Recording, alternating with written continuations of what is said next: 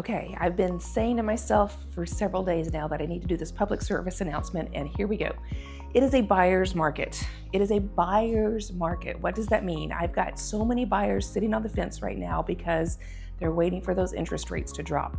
And I get it, I understand, and I feel like I have this conversation via email, text, talking on the phone, whatever, explaining that as a buyer, if you can, do not wait for those interest rates to drop. They may not, but if you can afford a house and you plan on buying the house anyway, now is the time to buy. Why?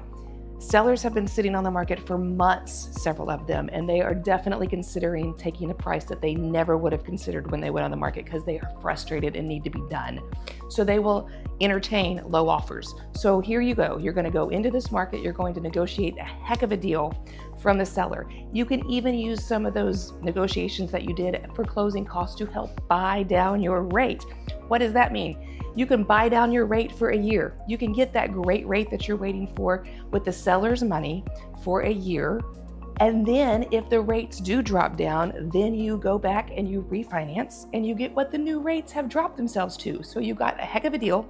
You've now been sitting in the house for a month, a year, whatever, building some equity, and you didn't have to fight. What am I talking about having to fight? There's going to be the buyers that waited until those interest rates drop, just like you thought you were going to do. And they aren't in a house. And now they're scrambling because the interest rates dropped. Every other buyer is going out there.